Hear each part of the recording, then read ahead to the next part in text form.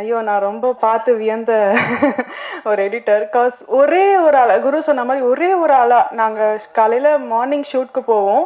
அப்போ தான் அவர் தூங்க போவார். நைட்டு ஃபுல்லாக உட்காந்து ஒர்க் பண்ணிட்டு இருப்பாரு. சரி ப்ராஜெக்ட் தான் முடிஞ்சிச்சு அப்பவும் ஒர்க் பண்ணிட்டு இருப்பாரு. ஒரு தடவை கூட பார்க்கலாமா, இல்லை வேணாம் நான் ஃபுல்லாக பாருங்கள், ஃபுல்லாக முடிஞ்சதுக்கப்புறம் பாருங்கள் அப்படின்னு சொன்னாங்க. ஆனால் எனக்கு தெரியாது நிசாம் இப்படி ஒரு சர்ப்ரைஸ் உள்ள வச்சுருப்பாங்கன்னு சொல்லி ரொம்ப ரொம்ப ரொம்ப ஹாப்பியாக இருக்கு Nizam. Thank you so much. And actually இந்த ப்ராஜெக்ட் பார்த்தீங்கன்னா வந்து ஒரு மினிமலான க்ரூ வச்சு ஒரு மேக்ஸிமலான அவுட்புட் கொடுக்க முடியும்னா அது வந்து நான் எங்கள் ஹார்ட்லேயே பேட்டரி தான் தருவோம். அதே மாதிரி அது ஒரு இம்பேக்ட் க்ரியேட் பண்ணுன்னு சொல்லுவோம் இல்லையா, அந்த மாதிரி இது கண்டிப்பாக அவங்களுக்கு ஒரு இம்பேக்ட் க்ரியேட் பண்ணும். And also thanks to Raja bro for trusting me. அண்ட் என் கூட ஒர்க் பண்ண சுமித்ரா, யஷ் அண்ட் மற்ற கோஆர்டிஸ்ட் இவங்களோட கெமிஸ்ட்ரியெல்லாம் என் கூட நல்லா ஒர்க் ஆகலைன்னா அந்த பிக்சர் பர்ஃபெக்ட் அப்படின்ற ஒரு விஷயம் அங்கே கிடைச்சிருக்காது. ரொம்ப முக்கியமாக குரு, எனக்கு டே 1ல இருந்தே அவரை டார்ச்சர் பண்ண ஆரம்பித்தேன். இப்போ வரைக்கும் டார்ச்சர் பண்ணிட்டு தான் இருக்கேன். இனிமேலும் டார்ச்சர் பண்ணுவேன்.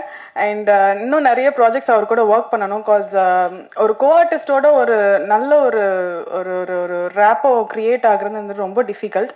அது அவர் கூட எனக்கு க்ரியேட் ஆகிருக்கு. ஏதாவது ஒரு விஷயம் நான் தப்பு பண்ணனாலும் நீங்கள் தப்பு பண்ணுறீங்கன்னு மூஞ்சிக்கு நேரம் சொல்லிடுவார். அதுதான் எனக்கு நிறைய விஷயத்தில் ஹெல்ப் பண்ணதும் கூட. தேங்க்யூ குரு.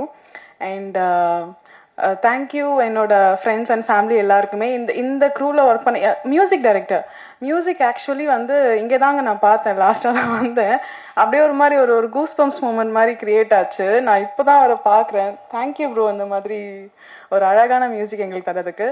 இது எல்லாத்தையுமே திரையில் வந்து காமிச்ச எங்களோட டிஓபி சௌந்தரராஜன் சார்.